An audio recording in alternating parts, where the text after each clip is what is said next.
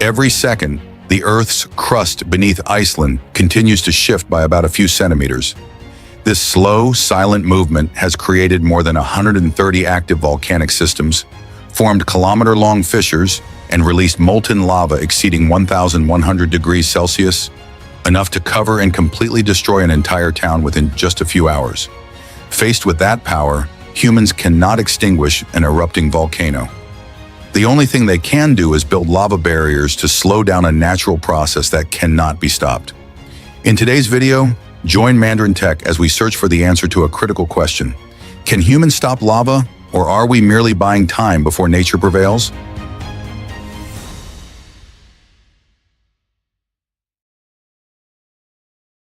Despite its name as the land of ice, Iceland is one of the most geologically active hotspots on the planet. This island nation lies directly on the boundary between two massive tectonic plates that are continuously pulling apart, allowing magma from deep within the Earth to rise to the surface and trigger volcanic eruptions. Most of the time, lava flows only through uninhabited fields of black rock. But when its direction shifts and moves closer to populated areas, it immediately becomes a serious threat. On average, Iceland records about 4 volcanic eruptions each year, and no one can accurately predict where the next one will occur. When the eruption that began in 2023 covered an area of approximately 15 square kilometers, Icelandic authorities responded almost immediately. A large-scale operation was launched: the construction of lava barriers, massive earthen walls with a single objective: to slow the advancing lava flow. Lava barriers are not structures that are fully designed from the beginning. They are the result of a continuous construction process. Behind the towering wall stands a geothermal power plant, a facility that supplies hot water and energy to a large portion of Iceland's population. If the lava flow were to reach this site, the consequences would extend far beyond the destruction of a single area. The entire daily infrastructure, serving tens of thousands of people, could be affected. At the peak of the operation, the wall reached a height of approximately 20 meters. Over the course of 6 months, more than 3 million cubic meters of material, primarily volcanic rock and soil, were moved to form this barrier. However, the lava did not stop. When molten rock overflowed the top of the wall at several locations, firefighting crews were forced to spray water directly onto the lava to cool it and slow its advance, buying additional time for reinforcement efforts. From a structural standpoint, lava barriers are not as complex as hydraulic structures or concrete dams. In essence, they are massive earthen embankments built up layer by layer, with each layer approximately 1 meter in height. The key difference lies in the material used and the nature of what they are designed to stop. Lava does not seep through soil the way water does. With its high viscosity and extremely high temperature, it primarily flows across the surface and is strongly influenced by elevation and terrain shape. This allows engineers to focus on increasing the height of the barrier, rather than dealing with complex foundation work. As long as the barrier is high enough to slow the flow and force the lava to change direction, it fulfills its purpose. When necessary, the wall continues to be raised, 1 meter at a time, until the lava naturally stops or shifts to another path. To achieve that speed, Iceland had to mobilize a heavy earth-moving fleet rarely seen assembled at a single construction site. On the ground were Komatsu 375, Liebherr 776, Caterpillar D11, along with large numbers of articulated dump trucks. The scale of machinery was not meant to showcase size, but to reflect a harsh reality. Every hour that passes allows the lava to advance further. Only by moving material at maximum speed could the wall stand a chance of staying ahead of the molten rock. The construction of the barrier begins directly on lava that is cooled and solidified after previous eruptions.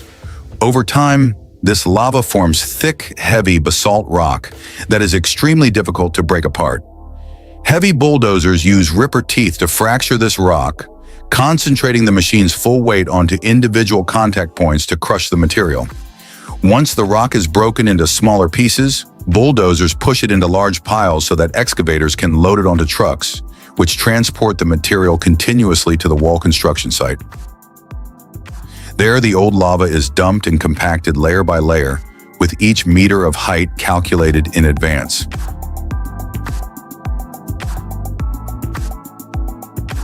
At this site, what once destroyed infrastructure is reused as the primary material for the barrier, forcing new lava flows to slow down and change direction. Lava has no intent or strategy. It simply flows under the force of gravity, moving across the lowest terrain and destroying everything in its path, from roads and power infrastructure to residential areas.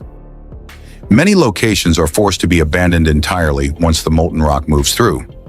In that context, the people of Iceland do not choose panic or attempt total control, but instead accept and adapt. At certain moments, the heat from lava flows is even used to cook food, not as a reckless flirtation with danger, but as an everyday gesture that reflects a deep familiarity with a land where volcanoes are always present.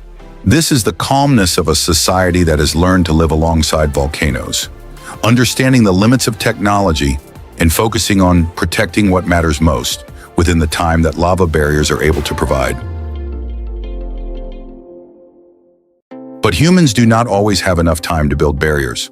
When lava flows are only a few dozen hours away from critical areas, constructing an earthen wall becomes nearly impossible. This reality was clearly exposed during the Volcanic eruption in 2024, when lava not only overtopped earthen barriers through newly formed fissures, but also broke through sections built on paved road surfaces, where low friction allowed the molten rock to pass through more easily. In such emergency situations, humans have at times resorted to more extreme measures. In Hawaii, in 1935 and 1942, military aircraft dropped approximately 600-pound bombs into lava tubes of Mauna Loa. The objective was not to stop the volcano, but to disrupt the structure of the lava flow, forcing it to spill out at the blast site instead of continuing downslope. This method did not produce consistent results. Some attempts slowed the lava flow only briefly, while others proved completely ineffective. Yet in situations where few options remained, attempting intervention, despite the risks and uncertainty, was still considered preferable to standing by and watching the lava advance. History has recorded several cases in which humans successfully intervened in lava flows using simpler methods. A notable example is the 1973 eruption in Iceland, when lava advanced toward the harbor. Seawater was sprayed directly onto the lava flow, cooling it and causing it to gradually solidify at the surface. This cooled layer formed a natural barrier, forcing the flow behind it to change direction. Although this method cannot extinguish a volcano, it shows that under the right conditions, humans can slow and redirect lava, enough to protect critical infrastructure and buy additional time. Most efforts to stop lava, from explosives to earthen barriers, are aimed solely at buying time. And when that time is long enough, humans not only repair what has been destroyed, but also learn to cultivate the very land that was once scorched. Located at elevations between 400 and 800 meters above sea level, volcanic slopes possess rare natural conditions. The soil formed from cooled lava is rich in minerals, particularly potassium, magnesium, and iron, elements essential to grapevine development. The porous rock structure allows water to drain quickly, forcing vine roots to grow deep into the ground in search of moisture, resulting in stronger and more resilient vines. Most vineyards are oriented toward the southwest. During the day, they receive just enough sunlight to drive photosynthesis. At night, the temperature difference between day and night slows grape ripening, allowing sugars and flavors to accumulate in balance. Over time, hills that were once barren become covered with lush vineyards. Each year, local growers harvest thousands of tons of high-quality grapes. When new vines are planted, each one is placed in a hole approximately 40 centimeters deep, with the soil mixed with organic, compost, and volcanic ash. This mixture helps the roots quickly anchor into the ground while absorbing minerals left behind by previous eruptions. The dry, windy climate of volcanic regions creates ideal conditions for the development of thin-skinned grape varieties. This thin skin allows grapes to absorb sunlight at a moderate level while limiting excess moisture, a factor that often leads to disease in viticulture. After approximately 3 years of careful cultivation, the vines begin producing their first harvest. Harvesting typically takes place in the early morning, when the air is still cool and a light layer of mist covers the grape clusters. This helps preserve natural moisture and reduces oxidation before the grapes are transported to the winery. After each harvest season, tons of ripe grapes are collected from hillsides covered in volcanic ash. Depending on weather conditions and the vintage, each hectare of vineyard can yield between 8 and 12 tons, a significant figure for land once considered impossible to cultivate. After harvest, the highest quality grape clusters are transported to the winery the same day to preserve freshness and natural sugar content. There, the grapes are thoroughly washed to remove dust, volcanic ash, and remaining impurities before being destemmed and fed into a sealed pressing system.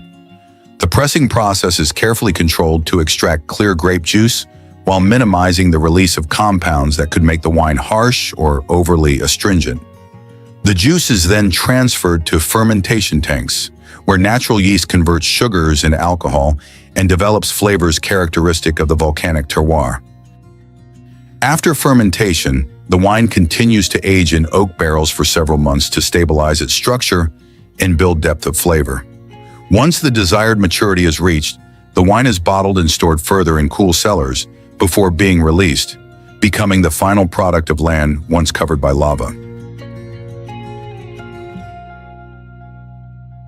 At first glance, lava is always associated with destruction. It swallows roads, buries homes, and forces people to abandon lands that have been part of their lives for generations. But when viewed across the full history of how humans have confronted lava flows, its meaning does not end with devastation. Lava becomes a measure of the limits of technology, of how humans choose to confront, adapt to, and ultimately redefine their relationship with nature. In barrier-building campaigns, lava is a threat that must be slowed. Earthen walls, rock embankments, and artificial barriers are not designed to defeat a volcano, but to buy time. This reflects a clear reality. Technology can only redirect, not exert absolute control. When time is no longer sufficient, humans have turned to extreme measures such as bombing lava tubes, risky efforts that reveal a desire to intervene more deeply in forces beyond human control. Yet the most profound meaning of lava emerges after it cools. Lands once scorched gradually become mineral-rich ground where grapevines take root and thrive. Lava, from a symbol of destruction, becomes a foundation for renewal. In that process, humans no longer seek to resist it, but learn to utilize it and live alongside it. From this same basalt layer, geothermal water filters through and forms the Blue Lagoon ecosystem, creating a unique environment that is both healing in nature and a defining ecological symbol of the nation. From barriers and explosives to lush vineyards, lava reflects a consistent principle. Humans do not conquer nature through absolute force, but through adaptation, patience, and the ability to turn hazard into opportunity.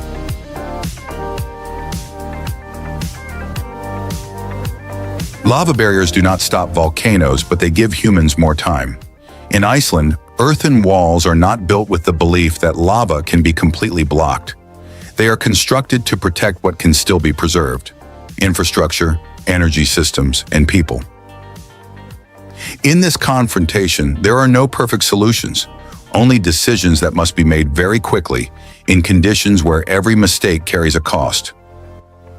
When lava cools, life does not return to what it was before. It returns in a different form, more cautious, more aware of its limits, and better adapted to the land it inhabits.